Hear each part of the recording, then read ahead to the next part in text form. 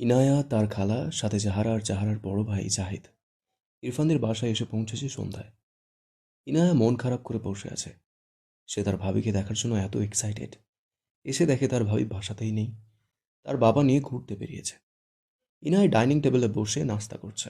তার পাশের টেবিলে জাহারা বসে। আশপাশে বারবার চোখ বুলায়, কিন্তু কাঙ্ক্ষিত মানুষকে দেখতে না পেয়ে হতাশার নিঃশ্বাস ফেলে। কিছুক্ষণ পর ইনায়াকে জিজ্ঞেস করে, ইরফান ভাই কোথায়? ইনায়া খেতে খেতে বলে, শুদ্ধ ভাইয়ের বাসায় হয়তো। আম্মু কল করেছিল, চলে আসবে। যাহারা খুশি হলো কথাটা শুনে, কিন্তু ইরফান ভাই বিবাহিত ভাবতেই মুখটা কেমন যেন মলিন হয়ে গেল। কিছুক্ষণ পর জাহিদ এসে ইনায়াতের উল্টো পাশে বসে। ঠিক সেই সময়েই কেউ বেল বাজায়। কাজের মেয়ে রীতা যেতে নিলে জাহিদ তাকে থামিয়ে নিজেই যায়। ইরফান এসেছে হয়তো, এ ভাবনায় সে নিজেই দরজা খুলতে যায়। ইরফানের সাথে তার দহরম মহরম সম্পর্ক নয়, তবে টুকটাক কথা বলে, যদিও সে ইরফানের চেয়ে 2 বছরের ছোট। দরজা খুলে সামনে তার খালু তারেক নেওয়াজকে দেখে সালাম দেয়। পাশে মায়রাকে দেখে অবাক হয়ে বলে, খালু, এটা ইরফান ভাইয়ার বউ? তারেক নেওয়াজ মৃদু হেসে বলে, হ্যাঁ। জাহিদ মায়রার দিকে হাত বাড়িয়ে বলে, hi, nice to meet you. Mayra আমতা আমতা করে। অপরিচিত ছেলের সাথে হাত মেলাবে কেমন যেন লাগছে। নিজের সংকোচ কাটাতে না পেরে ছোট করে একটা সালাম দিল। জাহিদ ভ্রু কুঁচকে সালামের উত্তর নিয়ে তার হাত সরিয়ে আনে। তার খালুর দিকে তাকিয়ে বলে, এই ছোট পুতুলকে কোথায় পেলেন খালু? তারেক নেওয়াজ ভেতরে যেতে যেতে বলে, ভাগ্যে ছিল, তাই পেয়েছি। মায়েরা বোকা চোখে জাহিদের দিকে চেয়ে আছে। জাহিদ হেসে বলে, তুমি তো অনেক ছোট, আমি তোমাকে তুমি করেই বলছি। তোমার নাম? মায়েরা জোরপূর্বক হেসে উত্তর দেয়, জি, মায়রা ইসলাম। জাহিদ সাইড দিয়ে বলে, ওকে, আমি তোমাকে নাম ধরে ডাকলে মাইন্ড করবে? তুমি আমার চেয়ে অনেক ছোট। ইরফান ভাইয়া বেশ রাগী। ভাইয়া অনুমতি দিলে কনফার্ম তোমাকে নাম ধরে ডাকবো, ওকে? মায়েরা বিরক্ত। এক পাগলের থেকে ছাড়া পেয়ে আরেক বেয়াদবের পাল্লায় পড়ল। ধ্যাত। তবুও জোরপূর্বক হেসে মাথা নাড়াল। জাহিদ সাইড দিয়েছে দেখে দ্রুত ভেতরে যায়। জাহিদ দরজা আটকে এগিয়ে যায়। ভেতর থেকে ইরফানের খালা বেরিয়ে সোফায় বসে। জাহিদ মায়রার পাশে দাঁড়িয়ে বলে, আমি এরকম একটা কিউট পুতুল চাই আম্মু। How sweet. জাহিদের কথায় সবাই হাসল। জাহিদের মা বলল, তোমার জন্য মেয়ে ঠিক করেছি আমরা। জাহিদ মন খারাপ করে বলল, এমন কিউট বাচ্চা পুতুল ছাড়া বিয়ে করব না, ডিসিশন ফাইনাল। জাহিদের কথায় মায়েরা বেশ বিব্রত বোধ করছে। এতগুলো মানুষ কারা কাউকেই চিনতে পারছে না মেয়েটা। ইনায়ার পিঠ সমান চুলগুলো ছেড়ে দেওয়া। এসে গোসল করেছে, চুল ভেজা, তাই ছেড়ে রেখেছে। খাবার শেষে বসা থেকে উঠে দাঁড়ালো। মায়ের পাশে এসে দাঁড়িয়ে জাহিদের দিকে তাকিয়ে বলল, জাহিদ ভাইয়া, আমার ভাবের দিকে নজর দিও না তো, যাও। ইনায়ার কথা শুনে জাহিদ ইনোসেন্ট ফেস বানিয়ে তার মায়ের পাশে গিয়ে বসে হেসে বলল, ওহো, ইনায়া, আমি তোমার ভাবির দিকে নজর দিইনি। আমি তোমার ভাবির মতোই একজনকে চেয়েছি। ইনায়া মায়ের দিকে তাকিয়ে বলল, মাশাল্লাহ, তুমি এত সুন্দরী ভাবি, আমার তো মেয়ে হয়েও হিংসা হচ্ছে। মায়েরা খুবই বিব্রত বোধ করছে। এরা সবাই তাকে কি এখন জাদুঘরে রাখবে নাকি? একটু নয় ফর্সাই। মায়েরার মনে হলো এরা তাকে পাম দিয়ে ফোলাতে চাইছে। অনেকক্ষণ তো চুপ থাকলো। এখন কথা না বললে পেট ফেটে যাবে। মেকি হেসে বলল, "উম, তোমরা এই বাসার কে আমি জানি না, তবে তোমরা সবাই আমাকে পাম দিচ্ছ, আমি ধরে ফেলেছি।" মায়েরার কথা শুনে সবাই অবাক হয়ে তাকালো। নতুন বউয়ের মুখে এমন কথা শুনে সবাই একটু অবাক হয়েছে। মায়েরা সবার এক্সপ্রেশন দেখে বুঝলো না সে কি ভুল কিছু বলে ফেলল। ইনায়া হেসে বলল, মোটেও পাম দিচ্ছি না, তুমি আসলেই খুব সুন্দর। এর মাঝে ইরফানের মা ঘর থেকে বেরিয়ে এসে বলে, কি হয়েছে? ইনায়া মায়রার হাত ধরে বলে, আম্মু, ভাবি অনেক কিউট। তো আমি কি করব? মায়ের কথায় ইনায়ার মুখ চুপসে গেল। ইনায়া তার বাবার দিকে তাকালে দেখলো তার বাবা তার দিকেই গম্ভীর মুখে চেয়ে আছে।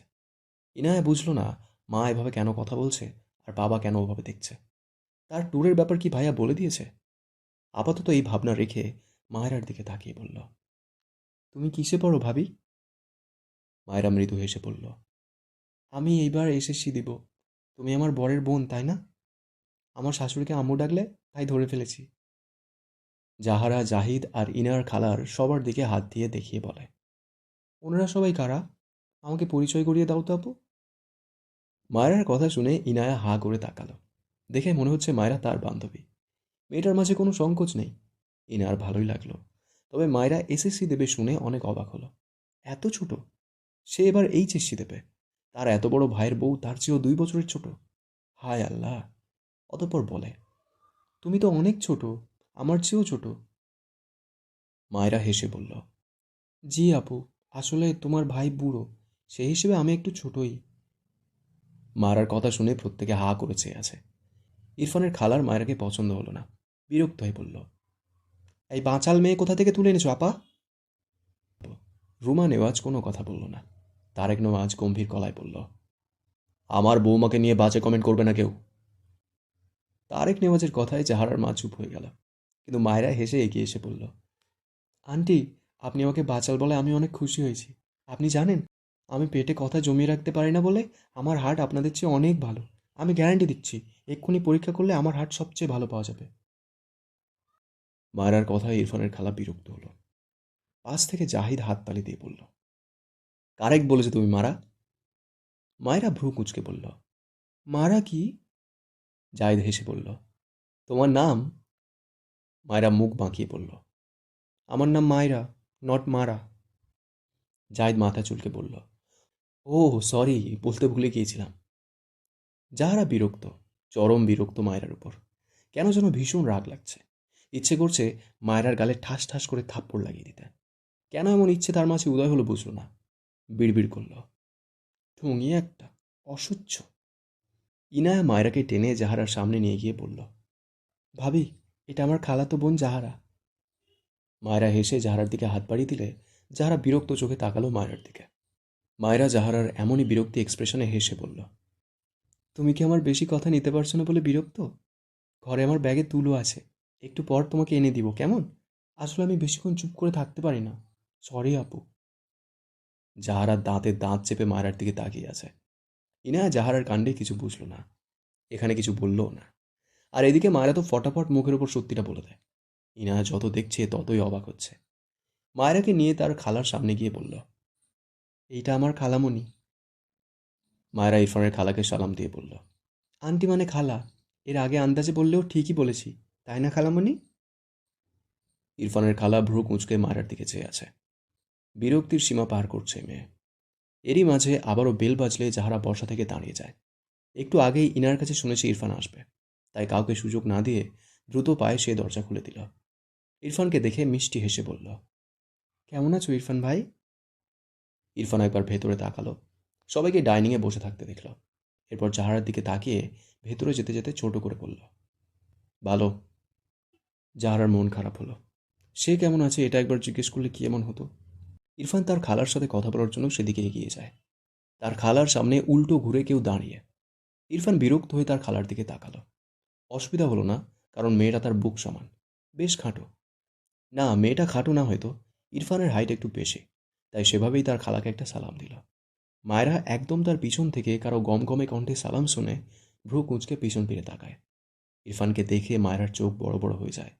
ভয়ে আতঙ্কে এক চিৎকার দেয়। দু হাতে মুখ চেপে ধরে। পিছন দিকে পড়তে পড়তেও ডান হাতে সোফার কোণা ধরে নিজেকে সামলে নেয়। ইরফান ভ্রু কুঁচকে মায়েরার দিকে চেয়ে আছে। মায়েরা ভয়ে ঢোক গিলছে বারবার। সবাই বুঝল না মায়েরা এভাবে চিৎকার দিল কেন। তারেক নেওয়াজ বসা থেকে উঠলেন, এগিয়ে এসে বললেন, কি হয়েছে আম্মু? ইনায়া মায়েরাকে ধরে বলল, কি হয়েছে ভাবি? মায়েরা ভীত চোখে ইরফানের দিকে চেয়ে ঢোক গিলে কাঁপা কণ্ঠে বলল, পাগলটা আমাকে ফলো করতে করতে বাসায় চলে এসেছে, আমায় কেউ বাঁচাও। মায়েরার কথায় কেউ কিছু বুঝল না। ইরফানের চোখ মুখের রং পাল্টে গিয়েছে। হঠাৎই মায়েরার হাত শক্ত করে ধরে মায়েরাকে টানতে টানতে বাইরের দিকে নিয়ে যেতে থাকে। সবাই হতভম্ব হয়ে চেয়ে আছে। কি হচ্ছে এসব? মায়েরা ইরফানের হাতে তার অপর হাত দিয়ে সমানে খামচে দেয়। রেগে বলে, ছাড়ুন বলছি, আমায় ছাড়ুন, অসভ্য লোক, অন্যের বউকে টাচ করতে লজ্জা করে না? ইরফান মুহূর্তের মধ্যে দরজা খুলে মায়েরাকে এক প্রকার ছুঁড়ে ফেলে মায়েরার মুখের ওপর ঠাস করে দরজা বন্ধ করে দেয়। মায়েরা ভয়ে কেঁদে দিয়েছে, চোখ থেকে পানি গড়িয়ে পড়ছে। এই লোকটা তাকে এভাবে বের করে দিল কেন?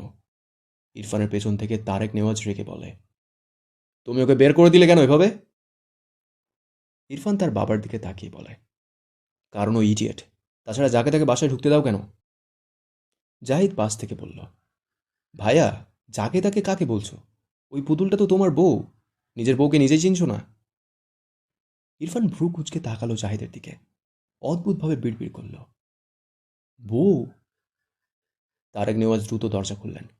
মায়েরা ভেজা চোখে তাকিয়েছিল দরজার দিকেই। দরজা খুলতে দেখে মুখে হাসি ফুটল। দ্রুত ভেতরে এসে ইরফানের হাত ধরে টেনে বলে, এই পাগল, বের হ। এটা আমার শ্বশুর বাড়ি। আমার বাড়ি থেকে আমাকে বের করে দেয়? কত বড় সাহস! মায়েরার কাণ্ডে সকলে অবাক হয়ে তাকায়। সবচেয়ে বেশি অবাক হয় ইরফানের খালারা। নিজের বরকে এভাবে বলছে কেন? যাহারা এগিয়ে এসে রেগে বলে, এই মেয়ে, কি করছো? তারেক নেওয়াজ নরম কণ্ঠে বলল, আম্মু, ওকে ছাড়ো। মায়েরা ভাঙা গলায় বলল, আব্বু, আপনি দেখছেন না অন্যের বাড়ি এসে এই পাগল কেমন পাগলামি করছে? আপনার ছেলের বউকে বের করে দিয়েছে। কত বড় সাহস! ইরফান ক্রোধান্বিত চোখে মায়েরার দিকে চেয়ে। তার সহ্যের সীমা পার করে দিয়েছে এই মেয়ে। রেগে মেগে মায়েরাকে একটা ধাক্কা দিয়ে মায়েরার ডান গালে একটা শক্তপোক্ত থাপ্পড় বসিয়ে দিল। মায়েরা উল্টে পড়তে নেয়। পিছনে ইরফানের মা এসে দাঁড়ানোয় মায়েরা ইরফানের মায়ের সাথে গিয়ে ধাক্কা খায়। রুমা নেওয়াজ রেগে মায়েরাকে টেনে মায়েরার একই গালে কষিয়ে আরও একটা থাপ্পড় মেরে দেয়। মায়েরা তাল সামলাতে না পেরে ঠাস করে পড়ে যেতে নেয়। জাহিদ দৌড়ে এসে ধরতে নিলে তার আগেই ইনায়া মায়েরাকে ধরে নেয়। মায়েরা ফুঁপিয়ে ওঠে।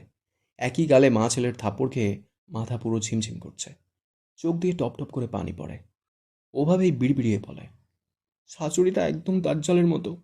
ছেলেটাও হুবহু তেমন। কি শক্ত হাত মায়েরি! উফ, গালটা জ্বলে গেল রে! কথাগুলো শুধু ইনা শুনতে পেয়েছে। সে মায়েরার পিঠে হাত বুলিয়ে দিতে লাগলো। অবাক হলো মেয়েটা। এত জোরে মার খেয়েও এ মেয়ের মুখ বন্ধ হয় না। রুমা নেওয়াজের কাজে সকলে হতভম্ব। তারেক নেওয়াজ রেগে চিৎকার দিয়ে বলে ওঠে, রুমা! রুমা নেওয়াজ স্বামীকে ভয় পেলেন না বিন্দুমাত্র। পাল্টা রেগে বললেন, তোমার বন্ধুর মেয়ের এসব বেয়াদবি আমি একদম সহ্য করব না। ওর হয়ে সাফাই গাইতে এসো না। ও আমার ছেলেকে এভাবে অপবাদ দিচ্ছে কেন? এমনিতেই ওর জন্য আমার ছেলেটা কালকে থেকে বাড়িতেই আসেনি। আজ বলে কয়ে নিয়ে এসেছি, আর এই মেয়ে আবার ওকে বের করে দেওয়ার পায়তারা করছে। তাই বলে তুমি মারবে? রুমা নেওয়াজ কিছু বলল না। একটু থেমে বলে উঠল, আমার ছেলেকে পুতুল পেয়েছো তুমি? জোর করে বন্ধুর মেয়ের সাথে বিয়ে করিয়ে দিয়েছো। দিয়েছো তো দিয়েছো এমন একটা বেপরোয়া মেয়ের সাথে, যে আমার ছেলেকে অপরাধ দিয়ে যাচ্ছে, দিয়েই যাচ্ছে। তুমি আর তোমার বন্ধুর মেয়ে চাইছো আমার ছেলেটা আমার থেকে দূরে থাকুক। ওর ভার্সিটি এখান থেকে দূরে বলে এখানে থাকতে চায় না। ভার্সিটির কাছে বাসা নিয়ে থাকতে চায়। আমি পারি না। আমার ছেলে আমার কাজ ছাড়া হলে আমি কিভাবে থাকবো?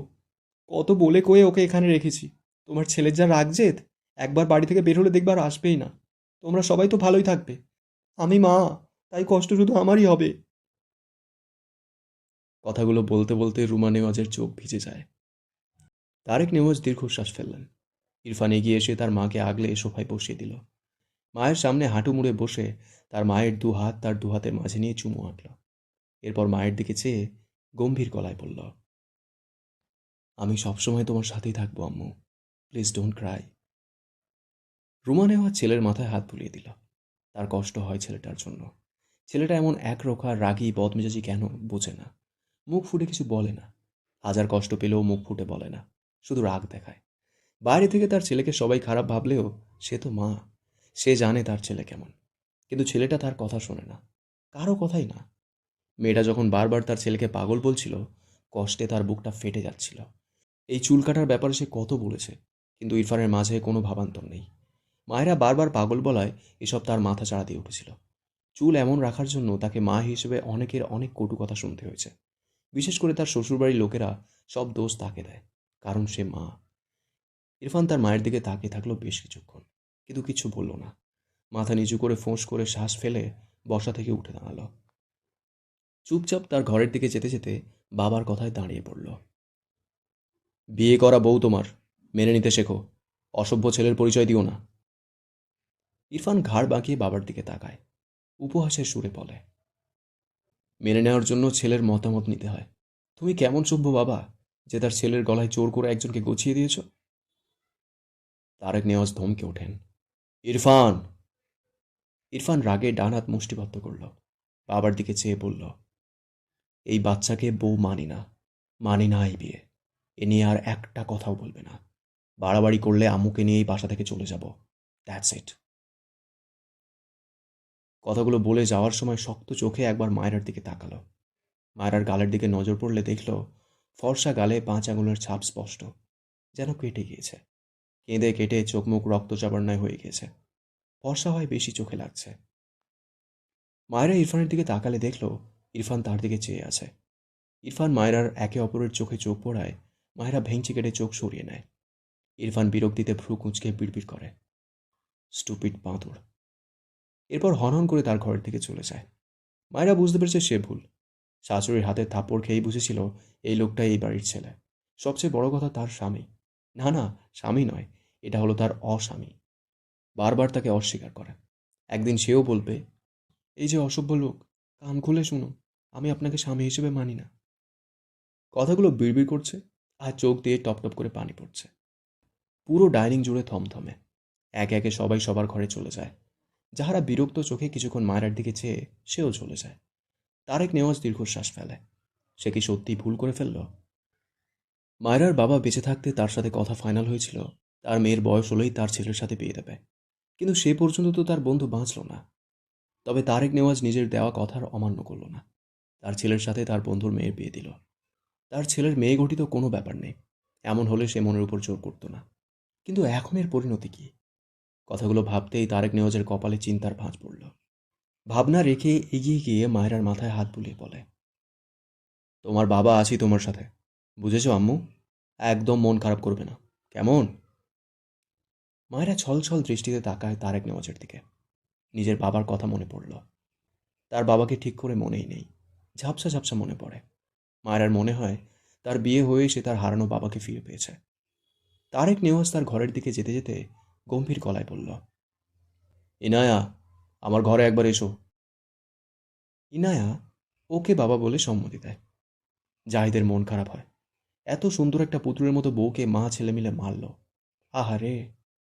মায়েরার পাশে গিয়ে বলে, এই যে কিউটি, তুমি যে বললে তোমার হার্ট ভালো, কাঁদলে কিন্তু হার্ট ভালো থাকে না। মায়েরা দুহাতে মুখ মুছে হেসে বলে, আমি কাঁদছি না, এই যে হাসছি। ইনায়া জাহিদ দুজনেই অবাক হয়। মায়েরা মেয়েটা বেশ ইন্টারেস্টিং তো।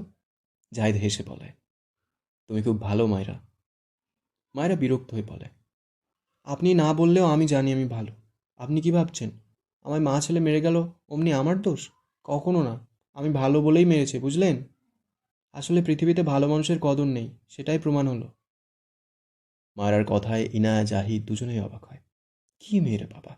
স্বামী শাশুড়ির হাতে মার খেয়ে স্বামীর মুখে এসব কথা শুনেও এ তো দিব্যি কাঁদছে আর হাসছে। মায়েরা কিছু না বলে তার ঘরের দিকে যেতে যেতে বলে, বাই বাই, আবার দেখা হবে। ইনায়া হা করে তাকিয়ে আছে। একে কেন্দ্র করে তো এত কাহিনী। মায়েরও খেয়েছে এই মেয়ে। এখন এমনভাবে কথা বলছে যেন দুঃখ তাদের। আর মায়েরা হইল এই পৃথিবীর সবচেয়ে সুখী মানুষ। ইনায়া মাথা ভর্তি চিন্তা নিয়ে তার বাবার ঘরের দিকে গেল। জাহিদও অবাক হয়ে ঘরে গেল। এদিকে মায়েরা বারবার গাল গড়িয়ে পড়া চোখের পানি মুছতে ব্যস্ত। আবার মুখে হাসি। ভাঙা গলায় বিড়বিড় করে, অস্বামী একটা। আমাকে বলে এই বাচ্চাকে বউ মানি না, মানি না এই বিয়ে।